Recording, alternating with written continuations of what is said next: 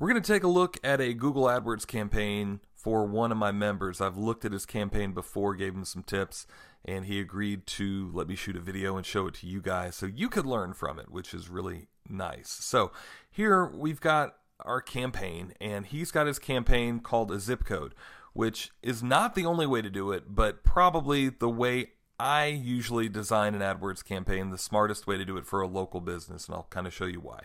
But so this entire campaign is dedicated around this particular zip code, and you can tell that by either going to settings and going there or going to locations. I'm going to go into settings because there's something in here particular that I want to make sure is good, and I'm going to show you.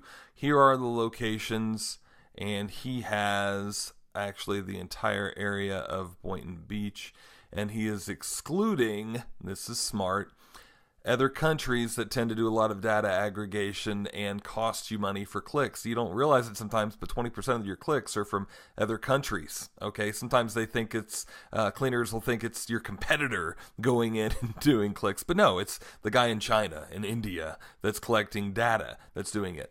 Google has a thing where they click more than once within, I don't know, some short time frame. They're only going to get charged. You're only going to get charged one time. You're not going to get charged every time your competitor decides to do that. That might have been a thing early on, but that's nowhere near a real thing now. So he is targeting this for people in or who show interest in instead of just people in. So what this means is if somebody's showing interest in, if they're just typing in his city and carpet cleaning, then he'll actually, no matter where they're at, they'll actually have the ad show up if the city name is in there. Now, if he only clicks on targeting people in your targeted location, then they actually physically have to be inside the location. But then you have a problem of somebody who, maybe it's their vacation home and they live in Michigan and they're coming down to Florida and they need the carpet cleaned. Their ad's not going to show up. So in his case, I can see why that might be smart. Now, what you want to do is look to see, you can check out where other people, what other countries are kind of Googling you, and you might want to exclude some of those other countries because obviously you're not going to exclude every country in the world, but keep an eye on where people are contacting you from. So the only other thing I would do if you are trying to do a small geographic area for a zip code, I would only target that zip code instead of the entire Boynton Beach, Florida area. Now it might be I don't know, maybe just it might be a small community where that zip code is nothing but Boynton Beach. So if that's the case, then obviously that's smart. But that's the only other thing that geographically I might recommend that you center in on some. Possibly it may or may not even be appropriate to do that. You know better than I do. So that looks pretty good. I like that. That's a smart idea, but super smart to either put in people in only in your targeted location that you're actually targeting, or people in or show interest in. But if you do this way, make sure you exclude some of those other areas. So let's go ahead and take a look at some of the keywords. Let's go under keywords here, and we're going to see what we've got and what we're paying for here. And I always like to do a thing where I look at the average position because that's an important thing. Click-through rates are important too, average cost per click, but I like to correlate these two and kind of even take the click-through rate into consideration as well, and we'll show you that in just a minute. You've got quotes around your keywords, which is smart. You got brackets around some of them, which is smart. I believe it looks like he directly copied all these keywords from the keyword list that we have, part of the Ad Club in our Google AdWords course, which is good. These are time-tested keywords that have been very valuable over the years. So I don't see where he's got carpet cleaning and a city name, though. He does have it right here. Good. So carpet cleaning, a city name, carpet cleaner is a city name. They're probably sprinkled. Rug cleaning. Good. Best carpet cleaning. Okay, good. So he's got those. You always want to have that as well as carpet cleaning. So notice all the keywords that he's got here. It's not just a few. It's a lot of keywords that he's got coming in. They're all specific to carpet cleaning because it's a carpet cleaning ad. We're not even going to talk about upholstery cleaning or rug cleaning or tile cleaning or anything else here, just carpet cleaning. It's a carpet cleaning ad. So let's take from the standpoint here of this one, I would probably bump up just a little bit. So I would bump that up a little bit because look what's going on here. His average position is only 4.3. Now, I don't usually like to try to play the game of making sure it's position number one. That's not necessarily always the goal, but depends on the price point, right? But at 4, 0.3, you probably want to raise that a little bit. And so that's why we had this up a little bit. We're going to monitor that and see what that does. And this is rarely shown due to low quality score. What does that mean? Probably, and we'll look at his ad in just a minute, but probably the ad and or the landing page says nothing about steam cleaning. It talks about carpet cleaning, but not steam cleaning. How do you fix that? Well, add the word steam cleaning somewhere on your landing page, and that can make that a better quality score and get you a cheaper price per click. Very smart, huh? So 3, I'm probably not going to recommend that he change this yet until he adds the word steam cleaning to his page, and that would be the smart thing to do. So cleaning carpets, we're ranking number 3, but let's go ahead and raise that up a little bit. It doesn't say we have to, but we're only ranking 3.2, so let's go ahead and raise that one to 550. And the small increments, this one's steam clean, and ironically enough, this doesn't say low quality score, which is kind of funny, but I might raise this one to, I don't know, maybe 550 as well. You know, I might even say on this one, let's raise this one to 6. There we go. And all right, now carpet cleaner is $8. So here's the thing that you need to consider here. He's already bidding $520. He's not showing up much. Average position's 3.8, which isn't that great. They say bid for $830. This might be one of the keywords, depending on what his budget is. This might be one of the keywords to just pause or just keep at a lower rate and just get what you get and not really worry about it, right? But if you want to go ahead and spend $7 or $8, maybe go ahead and bump that one up to $8, you know, something like that, $9. But here's where it gets, where you really have to be smart about what you're doing. So this keyword is, you know, maybe going to cost him $8, maybe $9. This keyword only is going to cost him $5. So why not instead just play this game and not even worry about ranking for just straight carpet cleaner? But it depends on how many clicks you're getting, how big the area is. If you're not getting that much traffic and that many clicks, it's possible you still might want to bump that one up. So we'll say let's bump this one up to maybe 650 right now, and then we'll monitor that and see what that one's doing. Carpet cleaning, you know, this is a more expensive one, but even here I'd probably raise this one up to 650. And so you guys kind of get the idea. And I would really decide here, I might not, again, want to play that game because that one's going to be a bigger price per click. Now, if my budget isn't getting anywhere near met, I may come in later and actually bump these up because I'm not meeting my budget anyway. And in smaller cities especially, that's probably more what you want to do. Now, in big cities or areas where you have no problem blowing through all your budget and then some, I would pause more expensive keywords like this. That's super important. Okay, so let's go ahead and look at, in fact, he only has one ad group underneath this one, but let's go ahead and look at the ad and see what this is and what we're talking about here. So he's actually got the city name in the headline, which is great. I recommend that. And then he's saying Angie's Service Provider Award. By the way, you can't say Angie's List.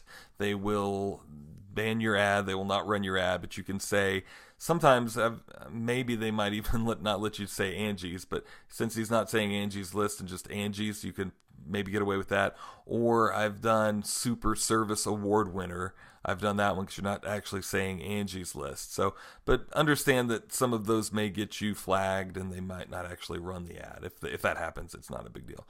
So 100% no risk. And then I like that. Now, I don't know that, we'll look at the ad in detail here in just a second. And let's see, yeah, 100% no risk guarantee. Realize some of the times that part could be cut off and you have to click in there to look at it. Now, this is the thing, he's landing on his home page, it looks like. And you probably want to test this out. Now, since it's a carpet cleaning ad, and maybe his homepage is talking about carpet cleaning, that might be fine to keep it that way. However, you also might want to do another test and lead everybody to your carpet cleaning page and see what's going to get you a better result. Now, his carpet cleaning page, unfortunately, isn't that. I wouldn't run an ad to this because there's no pictures here. There's no.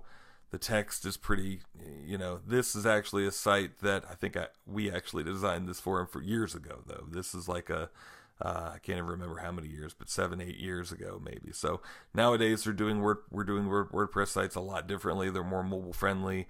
I'd probably recommend that he goes ahead and updates the site. Bigger text, wider screen, clickable phone numbers, and some of that stuff could even be added now, but clickable phone numbers here and down here.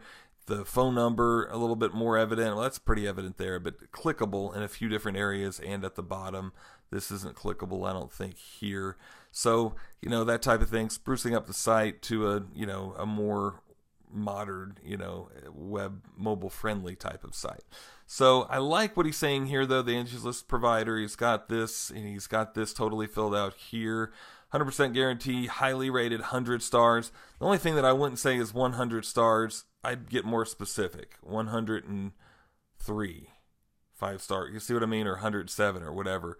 Get more specific. Even if you said 78, that would sound better, because I noticed on Angie's List you actually had like 72 5-star, A+ reviews. So get more specific. It's a little bit more believable.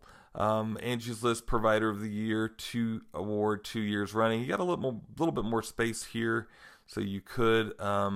So there you go. And really, the thing that he would need to do is create a couple of different ads. So that's kind of what I did here. But I would come through here and I would create another version. Test out a different version of your guarantees, that type of thing. But there you go. So we'll go ahead and save this, and let's go ahead and look at extensions. We cancel this one. Yes, leave. And his extensions are here. I wonder if he set any up yet. And I don't see that he has. So I would highly recommend that you go in here and create either some call-out extensions, a phone number where it's clickable, would be a smart idea, but just clicking on create extension, call extension, maybe a message extension, your location. If your location is actually in that same exact city that you're advertising in, you might want to do a location extension. If it's not in the same area, you might not want to do a location extension. Maybe a site link extension, but you can play around with that part of it there. But I don't know. I think you've got a good thing going on here. Now, the one thing that I didn't notice is here you've got a 15% off coupon. I would suggest, since you already have that coupon, creating an ad that we're going to copy and edit this one that mentions that coupon. 15% off coupon on our website. There we go. And then instead of this, maybe save 15% today. There we go. There we go. Now, sometimes you might think that that's not that compelling of an offer, could attract price shoppers, but maybe the fact that 15% is not all that great, it might not as much. But nonetheless, it's something to test. We're testing a different variation to see what's going to be more attractive. And since he's got that coupon there, that's, kind of what. Now, never, ever, ever run an offer, especially in AdWords, where you don't talk about the same thing on the page that they land on. Don't say 15% off in a Google ad and not have that talked about on the landing page. In this case, that it does. So that's a smart thing to do. He's got a nice little video. Insight's not bad. It's just, again, a little dated, needs to be updated some. Definitely clickable phone numbers would be some of the biggest things that I would recommend here. For a couple of guys that I've worked on for Google Ads, just adding some clickable phone numbers literally close to doubled the response rate by people on mobile and even on desktop. Well, I'm not sure for sure desktop, but definitely on mobile, because there they just click and they're directly calling, and you're calling them to action more than one time. You probably also want to have and you might even have there's a free estimate link there, but maybe a link somewhere about free estimate or after hours, fill out this form. I know you have this small here, but a bigger button about that, or even a form to be filled out there. The thing about AdWords is sometimes your AdWords campaign is only as good as how well you sell on the website. Just like sometimes it's only as good as you are at answering the phone and selling on the phone. Either selling on the idea of getting an in-home estimate or selling on the idea of booking an appointment. But all of that works together. You can't, the best Google AdWords campaign on the worst website is still going to be bad. And I'm not talking about just an ugly site, but a site that doesn't sell. That's really the bigger thing. So I'd add some of those little trigger points in there, but I think the campaign's doing pretty well from what I'm looking at here, your click rates aren't outrageous. I think you're in the $5-ish range, and you're in a pretty high-end area. So, it's going pretty good. We got a few ads to test out now. And what you want to do is check it out, see which ones work the best. Keep monitoring your keywords. Make sure, too, that you don't have any negative keywords. You want to go ahead and put in negative keywords. And we've got a whole entire list in our AdWords course that you can pop in those keywords. I'll pull this up right here, and a lot of them are to do with like do-it-yourself, Home Depot, that type of thing. We don't want people, you don't have to have quotes around these. The other keywords you do, but not around these. Walmart, Amazon, cheapest. There we go. So now we have negative keywords, and they are saved at the campaign level. What have people actually been searching for? This is the stuff to look at too. See if there's any keywords you want to add and what's going on. Best carpet cleaning companies in Michigan. And for some reason you're showing up for that. You want to figure out why that is going on. Again, I did not set up this campaign. He set up the campaign. I'm coming in here trying to figure out things that I can tell him to help him. So this is an important thing. Let's figure out why in the world we would have people searching best carpet cleaning companies in Michigan and your ad showing up.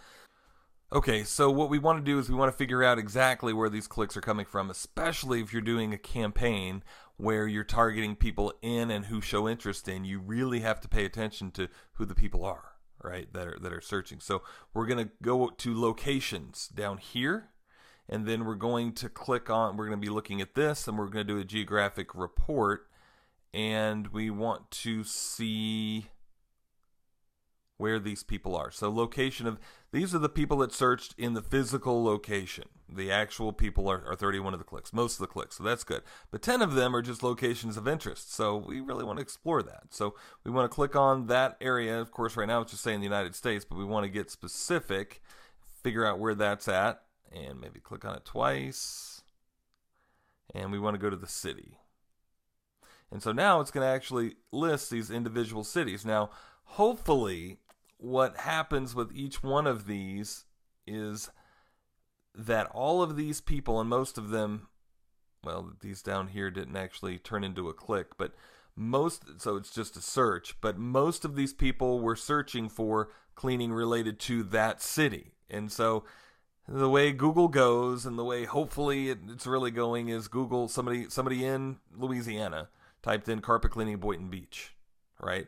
And then they got the click. Maybe they're moving there, maybe they're, somehow looking someone in Georgia, someone in West Palm.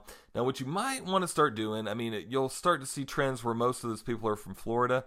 You may want to consider just eliminating everybody else in the United States and really only targeting people in Florida, right? So that might be, something to consider. Or, still targeting that city. Don't get me wrong. I'm not saying target all of Florida, but still target just that city, but then target people and exclude everybody else from outside of Florida is what you might want to do. So under these keywords, we need to figure out, we have a keyword here for San Diego. I saw another one for Michigan somewhere. Now, that's kind of weird. I don't know why that's going on.